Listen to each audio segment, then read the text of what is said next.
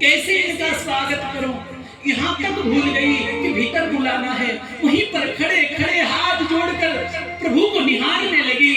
तब ठाकुर जी काकी का हाथ पकड़ लिए और बोले, काकी यही ऐसे टुकुर मुकुर देखती रहोगे कि हमको भीतर भी बुलाओ।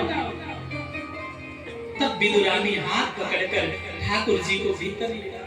कोई आसन सिंहासन तो था नहीं, चटाई बिछा दिए। ठाकुर जी आपकी पालकी मारकर बैठ गए और बोले, काकी बहुत जोर की भूख लग रही है, क्या मुझे आप कुछ खिलाओगे? बहुत जोर की भूख लग रही है। अब देखो जी, दुर्योधन के 56 भोग छोड़ के आए, इनको भूख नहीं लग रही थी तब। कौन कहता है भगवान खाते नहीं? कौन कहता है भगवान खाते नहीं? अरे तुम विदुरी के तरह खिलाते नहीं, तुम सबरी के तरह खिलाते। कभी वो भाव लाके तो देखो। ठाकुर जी आप स्वयं मानते, जो आत्माराम पूर्ण काम परमात्मा है, उनको भी भूख लगती है। कब?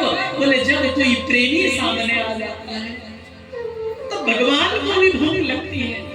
ठाकुर जी ने कहा, काकी जल्दी मुझे कुछ खिलाओ, बहुत जोर की भूख लग रही है।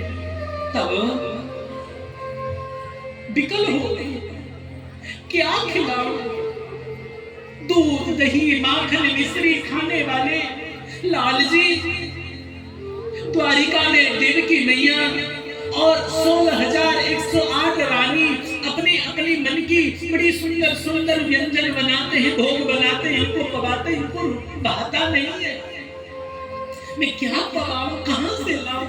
दौड़ के रसोई में गई तो कुछ था नहीं।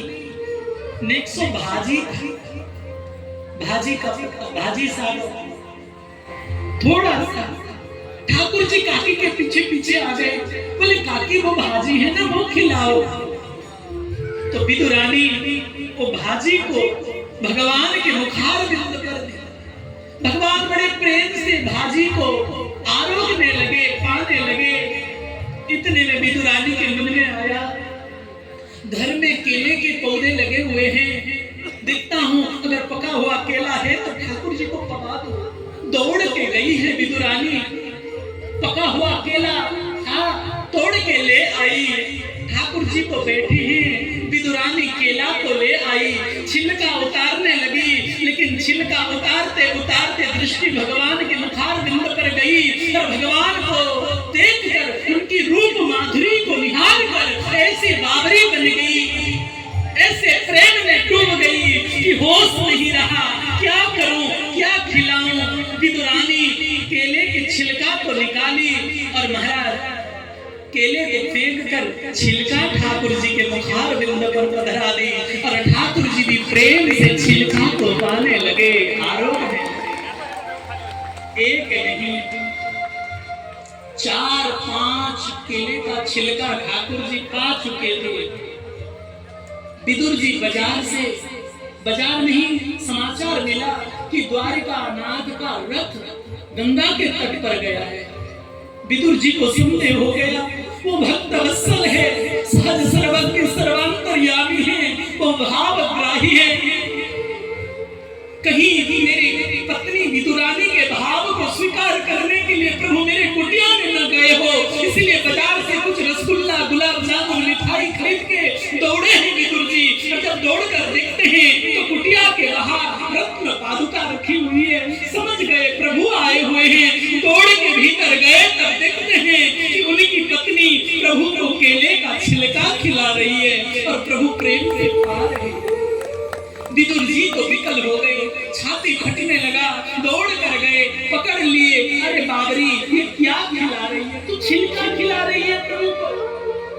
बड़े संकुचित हो गई, बड़े संकोच में पड़ गई, थर-थर हाथ कांपने लगा, रोने लगी, हाय हाय मैंने क्या कर डाला मेरे प्रभु को, मेरे अत्यंत त्रिभुवन गमनम तमाल वर्णम रविकर गौर बराबरम धराने ऐसे लाल जी को छिलका खिलाया। बड़ी बड़ी पछता रही थी, कुछ कह भी नहीं पा रही थी, रोने लगी विदुरानी। तब तक विदुर जी ने अपना वस्त्र से प्रभु के मुख को पोंछा और बाजार से लाया हुआ सुंदर सुंदर मिठाई प्रभु को पवाने लगे। तब ठाकुर जी ने थोड़ा सा मिठाई पाया और पाके कहा, काका विदुर, मैं एक बात कहूं, आप बुरा तो नहीं मानोगे? विदुर जी हाथ जोड़कर रोने लगे, सरकार ये आपका बड़प्पन है कि आप मुझे काका कह के बुलाते हैं। प्रभु मैं तो आपके दास हूं, ब्रह्मा और शिव भी आपके चरणों में सदैव सेवा के लिए तत्पर रहते हैं। आपकी आज्ञा पालन के लिए इंद्र, चंद्र, वरुण, कुबेर, दिग्पाल